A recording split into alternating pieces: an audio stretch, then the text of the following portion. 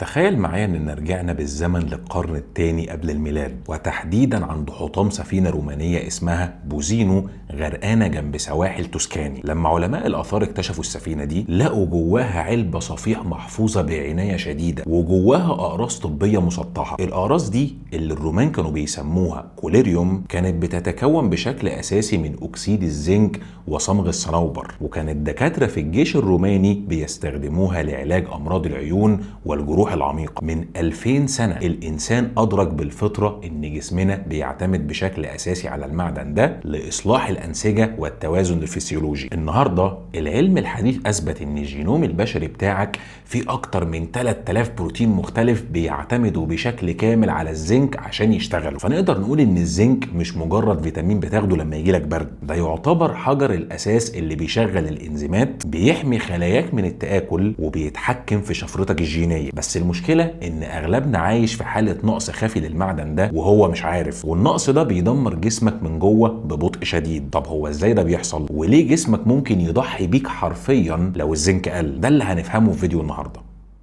عشان تفهم حجم الكارثة اللي بتحصل جوه خلاياك لازم نبص على نظرية بيولوجية عبقرية قدمها العالم بروس ايمز اسمها نظرية الفرز أو ترايج ثيري. طول تاريخنا التطوري البشر اتعرضوا لمجاعات وضغوطات بيئية خلت نقص المعادن شيء متكرر. عشان كده لما جسمك بيكتشف ان مستوى الزنك عندك أقل من المثالي بيفعل بروتوكول طوارئ فوري. بيعمل ايه بالظبط بروتوكول الطوارئ ده؟ بيسحب الزنك القليل اللي فاضل ويوجهه لبروتينات البقاء، وهي الانزيمات المسؤولة عن العمليات الحيوية اللي بتخليك عايش وتتنفس في اللحظة دي. وفي المقابل جسمك بيضحي تماما ببروتينات اللونجيفيتي او البروتينات اللي بتخليك عايش لمدة زمنية طويلة، ودي الانزيمات المسؤولة عن حماية الحمض النووي بتاعك واصلاح الخلايا على المدى الطويل. لان الزنك متركز جدا في مسارات الدفاع المضادة للأكسدة، النقص ده بيؤدي لإطلاق عشوائي للشوارد الحرة اللي بتكسر خيوط الحمض النووي بتاعك حرفيا. والاخطر من كده انه بيعطل بروتين اسمه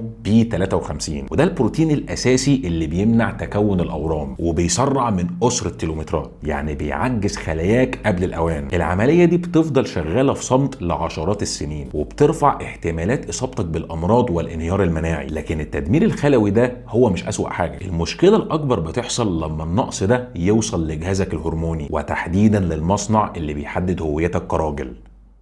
التقاطع بين مستوى الزنك في جسمك وبين جهازك الهرموني هو واحد من اكتر الاليات اللي اتدرست في الفسيولوجيا البشريه. المصنع الاساسي لانتاج هرمون التستوستيرون هو خلايا ليدج الموجوده في الخصيه، واللي بتشتغل من خلال هرمون ال LH. العلماء اكتشفوا ان الخلايا دي جواها ناقل زنك متخصص جدا اسمه ZNT8. اول ما الهرمونات بتبعت الاشاره، الناقل ده بيشتغل كبوابه جزيئيه بيسحب ايونات الزنك ويدخلها بالقوه جوه الميتوكوندريا بتاعه خلايا ليدج اللي موجوده داخل الخصيه. تراكم الزنك جوه الميتوكوندريا تعتبر خطوه اجباريه عشان تفعل مسار اسمه بروتين كاينيز A او BKA اللي اتكلمت عنه في فيديوهات كتير قبل كده، واللي بدوره بيحول الكوليسترول لتستوستيرون. من غير الزنك المكنه دي بتقف تماما. عشان تتخيل حجم الكارثه خلينا نبص على التجربه المرعبه اللي عملها الدكتور أناندا براساد اللي اتعملت سنه 1996. في التجربه دي جابوا شباب اصحاء ومنعوا عنهم الزنك في الاكل لمده 20 اسبوع بس، والنتيجه كانت انهيار هرموني كامل. مستوى التستوستيرون في الدم نزل من متوسط 40 نانو مول لكل لتر لمستوى مرضي تماما وهو 10 نانو مول لكل لتر. الناس دي فقدوا كتله عضليه والحيوانات المنويه عندهم قلت ومناعتهم كمان انهارت. الزنك كمان بيشتغل كدرع بيحمي التستوستيرون بتاعك اصلا، لانه بيثبط انزيم 5 الفا ريدكتيز اللي بيحول التستوستيرون لدايهيدروتستوستيرون اللي بيسبب صلع وتضخم في البروستاتا وهكذا. في نفس الوقت بيمنع انزيم الاروماتيز من تحويل التستوستيرون لاستروجين. بس السؤال هنا، لو الزنك بالخطوره والاهميه دي ليه مجرد انك تشتري اي مكمل من الصيدليه ممكن يكون قرار كارثي بيدمر صحتك؟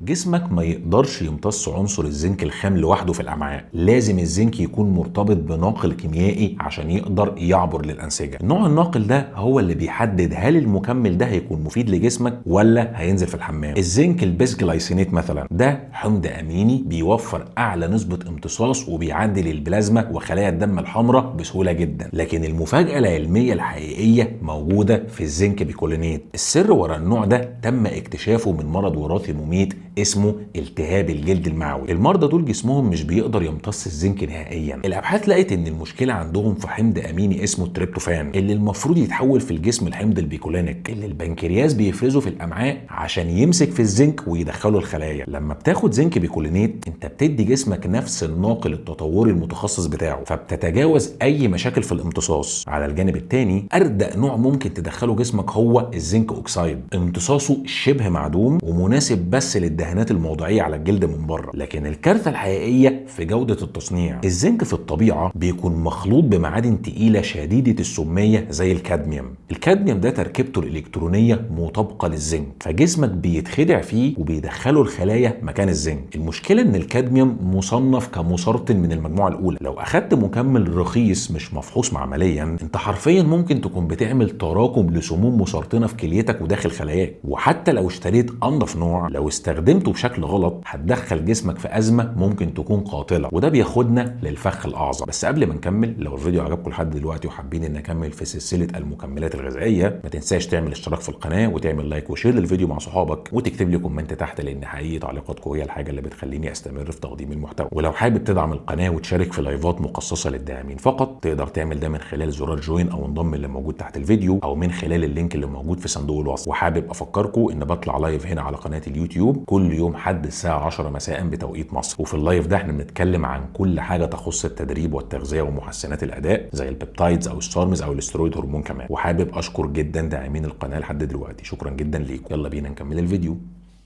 العلاقة بين الزنك والنحاس هي أخطر فخ في عالم المكملات الغذائية. لما بتاخد جرعات عالية من الزنك الخلايا المبطنة للأمعاء بتصنع بروتين بسرعة اسمه ميتالوثيونين عشان يمسك المعادن التقيلة. البروتين ده متصمم عشان ينظم الزنك، لكن المفاجأة إن ارتباطه بالنحاس أقوى بكتير جدا من الزنك، والنتيجة بتكون إن أي نحاس بتاكله بيتم القبض عليه وحبسه جوه خلايا الأمعاء عن طريق البروتين ده. ولأن خلايا الأمعاء بتتجدد وتتساقط كل كام يوم النحاس المحبوس ده بينزل مع الفضلات بدل ما يروح للدم. النقص الحاد في النحاس ده بيعمل مصايب حرفيا. النحاس ضروري للانزيم المسؤول عن ادخال الحديد في الهيموجلوبين، من غيره مكنه تصنيع الدم حرفيا بتقف. المريض بيصاب بانيميا حاده ونقصان في كرات الدم البيضاء. الكارثه ان الاعراض دي بتشبه بالظبط الفشل في نخاع العظم، وللاسف احيانا دكاتره الاورام ممكن يشخصوا الحاله دي غلط على انها متلازمه MDS وبيعرضوا المريض لتدخلات طبيه قاسيه جدا، وهو كل مشكلته ان خد زنك زياده بدون نحاس. عشان كده التوازن الفسيولوجي الصحيح هو انك تاخد من 8 ل 15 مللي جرام زنك لكل 1 مللي جرام نحاس. اذا ازاي نستخدم الاداه الجينيه دي بذكاء من غير ما ندمر نفسنا؟ اجابه السؤال ده موجوده في بروتوكولات الاستخدام. الزنك بيعمل وظائف متناقضة تماما حسب الجرعة والمدة. البروتوكول الأول وهو تحسين الغدد الصماء والغدد التناسلية، والهدف هنا هو إشباع ميتوكوندريا خلايا ليدج ودفع إنتاج التستوستيرون. الجرعة المطلوبة هنا هي 100 مللي جرام من الزنك الفعلي يوميا متقسمة على مرتين. بيتم استخدام أنواع عالية الامتصاص زي البيسجلايسينات أو البيكولينات عشان يتم تجنب تدمير المعدة. البروتوكول ده بيستمر من أول شهر لحد 4 شهور كحد أقصى عشان يتطابق مع دورة تكوين الحيوانات المنويه اللي بتاخد تقريبا 74 يوم. ولكن في تحذير مهم جدا هنا، بما ان الجرعه المطلوبه في البروتوكول ده بتعدي الحد الاقصى الامن اللي هو 40 مللي جرام في اليوم، الابحاث العلميه بتقترح استخدام من 2 ل 4 مللي جرام نحاس يوميا عشان تمنع الانهيار الدموي اللي شرحناه من شويه. البروتوكول الثاني هو الصحه العامه وحمايه الحمض النووي. لو هدفك هو تشبع البروتينات المهمه للصحه العامه ومنع الشيخوخه المبكره للخلايا هتحتاج من 10 ل 15 مللي جرام من الزنك الفعلي يوميا بس. الجرعه دي بتتاخد مدى الحياه من نوعيات زي البيسجلايسينات او البيكولينات مع الاكل. مش هتحتاج معاها غالبا مكمل النحاس لان اكلك الطبيعي هيكفي التوازن المطلوب. في النهايه الزنك عمره ما كان مجرد مكمل كماليات وخلاص، ده يعتبر المايسترو البيوكيميائي اللي بيتحكم في شفرتك الجينيه وبيرسم مسار الهرمونات وبيحدد قدرتك على البقاء بصحه وذكوره مثاليه. اختار سلاحك بدقه واستخدمه بالعلم مش بالعشوائيه.